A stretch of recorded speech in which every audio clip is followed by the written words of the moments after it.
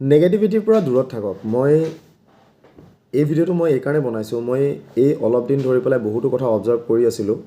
কিবা এটা কোৱা নোকোৱাটো ভাল হ'ব নে নহ'ব সেই বস্তুটো ভাবি আছিলোঁ, আৰু শেষতে ভিডিঅ'টো মই বনাইছোঁ এটা কাৰণতে, যে বহুখিনি চেঞ্জ হৈ আছে এই বস্তুটোৰ কাৰণে, এই প্ৰব্লেমটোৰ কাৰণে, এই কথাবিলাকৰ কাৰণে। মই কথা ক'বলৈ গৈ আছোঁ যে আমাৰ বহুখিনি পৰীক্ষা বৰ্তমান সময়ত আহি আছে। গ্ৰেড 4ৰ ভাইভা চলি আছে, ড্ৰাইভাৰৰ পৰীক্ষা আহি আছে, ষ্টেনৰ পৰীক্ষা আহি আছে, হেল্থৰ পৰীক্ষা আহি আছে নন টেকনিকেলৰ। তাৰ লগে লগে নতুন বহুতো পষ্টৰ ওলাইছে, এক্সাইজৰ হওক, পুলিচৰ হওক, আপোনাৰ জেইলাৰৰ হওক, ফৰেষ্ট ডিপাৰ্টমেণ্টৰ হওক, যথেষ্ট ভাল ভাল পষ্ট হয় এইবিলাক। 2 ষ্টাৰ এইবিলাকৰ পষ্ট আছে। তাৰপিছত আপোনাৰ APSCৰ ওলাইছে, পঢ়িব লাগে এইবিলাকত। কিন্তু মই এটা বস্তু বুজি নাপাওঁ, আজি মই মাজতে ৰিজাল্ট দেখিলোঁ, SSCৰ ৰিজাল্টত আমাৰ ষ্টেচন মাষ্টাৰ পাইছে, আমাৰ অসমৰ নৰ্থ ইষ্ট বুলিয়ে নহয়, অসমৰ ল'ৰাই পাইছে। আপোনাৰ লোকো পাইলট পাইছে, বেলেগ বেলেগ বহুতো ভাল ভাল পষ্ট পাইছে, য'ত আমি কওঁ যে চেণ্ট্ৰেলৰ চাকৰি হওক, আপোনালোকৰ SSC CGLৰ পাইছে, অ'কে, ৰেলৱেজত হওক, SSCত হওক, আমাৰ অসমৰ ল'ৰা ছোৱালী ইমান ভাল মানে পাৰফৰ্মেঞ্চ আমাৰ নাথাকে, কিন্তু এইবাৰ বহুখিনিয়ে পাইছে। কি কাৰণে? তেওঁলোকে প্ৰিপেৰেশ্যন কৰিছে, তেওঁলোকে পাইছে।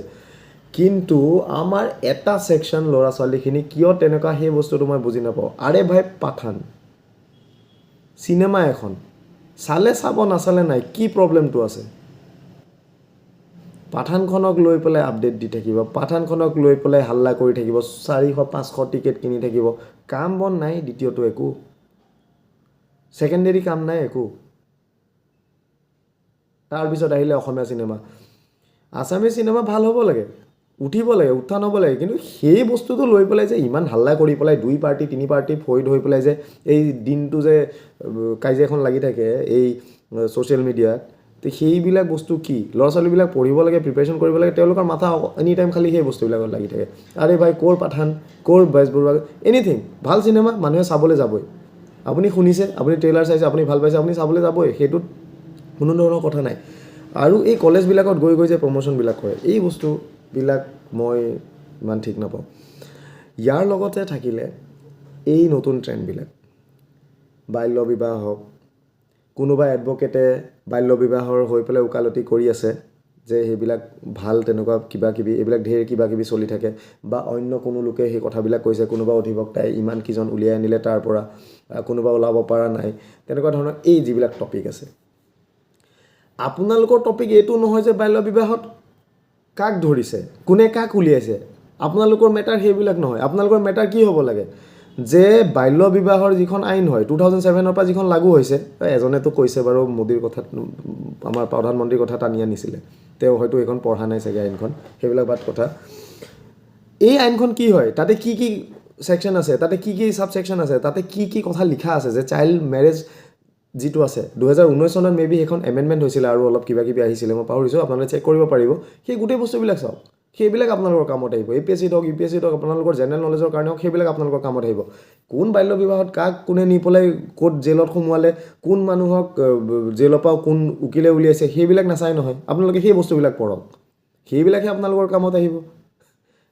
এইবিলাক কৰি পেলাই কি হ'ব? বাল্য বিবাহৰ কথা চলি থাকোঁতে আপোনালোকৰ যি চাইল্ড প্ৰটেকশ্যন ইউনিট আছে, এই বস্তুবিলাকৰ কথা চাওক, যে তেওঁলোকে কাম কাজ কি কৰে, বা এই কথাবিলাকত ডিছকাছ কৰক, যে যি চাইল্ড প্ৰটেকশ্যন ইউনিট আছে বা মেৰেজ ৰেজিষ্টাৰ এইবিলাক আছে, সেই বস্তুবিলাকত এই কামবিলাক কেনেকৈ লুপহোলত সাৰি গৈছে, বা এডভকেচি কৰি পেলাই কোনোবাই এফিডেভিটত কেনেকৈ চহী কৰিব পাৰে আণ্ডাৰ এজৰ যদি ল'ৰা ছোৱালী হয়, এইবিলাকত ডিছকাছ কৰক। এইবিলাক কোনে ক'ত কি কৰিছে, এইবিলাক কথা কৰি পেলাই আপোনালোকে কি পাব? দ্বিতীয় তৃতীয় কথা কিবা কিবি হৈছে চাগে। আপোনালোকে প্ৰিপেৰেশ্যন ভালকৈ কৰক বৰ্তমান সময়ত। আৰু চাওক, এইবাৰ যিমানখিনি চাকৰি ওলাইছে, বহুত দিনলৈ চাকৰি আৰু বহুত ক্ৰাইচিছ থাকিব। ওলালেও আপোনালোকৰ 2 চাইডে কিবা কিবিকৈ ওলাই থাকিব, বহুতো হিউজ ভেকেঞ্চি বহুতখিনি গুচি গৈছে। যিখিনিয়েতো পালে, যিখিনিয়ে নাই পোৱা আপোনালোকে ইমানবিলাক কমেণ্ট লিখি থাকে, ফেচবুকত হওক, সেই হওক, কাজিয়া লাগি থাকিব, কিবা এটা নিউজ এটা দিলেও তাতো কাজিয়া লাগি থাকিব, কিবা লাগি থাকিব। এইবিলাকত তাত কমেণ্ট লিখিবলৈ, কাজিয়া কৰি পেলাই কি পাব? এইবিলাক গুৰুত্ব দিয়াতকৈ আপোনালোকে প্ৰিপেৰেশ্যনত টাইম হেৰি কৰক। বহুখিনি ল'ৰা ছোৱালী আছে, তেওঁলোকৰ খালী টেনশ্যন এটাই, কিছুমানেতো ৰাতি আপোনালোকৰ 2-3টা বজাত ফোন কৰিও, মানে মই দিগদাৰ হিচাপে মই নাপাওঁ বাৰু, কিন্তু তেওঁলোক কোনটো লেভেলত তেওঁলোক ডেডিকেটেড হৈ আছে আপোনালোকে ভাবক। কিবা এটা ডাউট থাকিলে তেওঁলোকে ফোন কৰে, কিবা এটা ডাউট থাকিলে তেওঁলোকে সোধে, বা কিবা এটা অসুবিধা পালে তেওঁলোকে তেতিয়াই তেওঁলোকে হেৰি কৰে। মই সেই বস্তুটো মই প্ৰব্লেম নাপাওঁ, কিন্তু মই ডেডিকেশ্যনৰ লেভেলটোৰ কথা কৈছোঁ। সেই তেনেকুৱা ডেডিকেশ্যন আনক, তেতিয়া জব এটাৰ ক্ষেত্ৰত আপোনালোক গৈ পেলাই কোৱালিফাই হ'বগৈ। তো বস্তুবিলাক সেই তেনেকুৱা, আপোনালোকে চাওক এই অযথা সময়বিলাকত আপোনালোকে মানে সময় নষ্ট নকৰিব অযথা কামবিলাকত। কাৰণ চাওক আজি যদি আপুনি কথা এটা ভাবক, আপুনি যদি ওপৰলৈ আপোনাৰ যাব আছে, যিবিলাক আপোনালোকৰ এক্সেছ বেগেজ আছে, এক্সেছ লোড আছে, সেইবিলাক আপুনি পেলাব লাগিব। ফ্লাইট এখন যেতিয়া টেক অফ কৰে তাত বান্ধি কিয় দিয়ে আমাক যে আপোনালোকৰ কেবিন বেগেজ 7 কেজি, আপোনালোকৰ তলত লাগেজ আপোনাৰ 15 কেজি, 30 কেজিওতো নিবলৈ দিব পাৰে।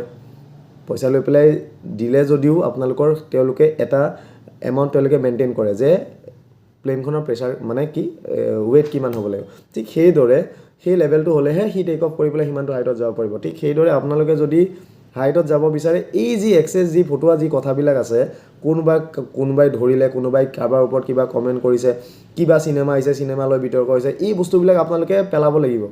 আপোনালোকে এই বস্তুটো বা সেই বস্তুবিলাক পেলাব লাগিব, তেতিয়া আপোনালোকৰ বাকী কথাবিলাক আপোনালোকৰ সোমাব, আপোনালোকে তেতিয়া এক্সেল কৰিব পাৰিব। সেই বস্তুবিলাক মনত ৰাখক। কিছুমানৰ লাইফত তেওঁলোকৰ বেলেগ একো ধান্দাই নাই, তেওঁলোকৰ হয়তো ফেমিলি বিজনেছ আছে, তেওঁলোকৰ কিবা আছে, তেওঁলোকৰ বেলেগ চ'ৰ্চ অফ ইনকাম আছে, কিবা আছে, তেওঁলোকে সেই তেনেকেই ফটোৱামি কৰিয়ে লাইফ পাৰ কৰিব। কোনোবাই নাচ গান কৰি পাৰ কৰিব, কোনোবাই ফটোৱা চিনেমা হলত গৈ ভিডিঅ' বনাব, কিবা বনাব, তেওঁলোকে সেইবিলাক কৰিয়ে চলি যাব। কিন্তু আপোনাৰ কি, আপুনি কি কৰিব? আপোনাৰ বেলেগ যদি একো চ'ৰ্চ অফ ইনকাম নাই, একো চ'ৰ্চ আপোনালোকৰ নাই চলিবৰ কাৰণে, আপুনি সেই পঢ়ি পেলাই সেই পৰীক্ষাটো দি পেলাই আপোনালোক চলিব লাগিব।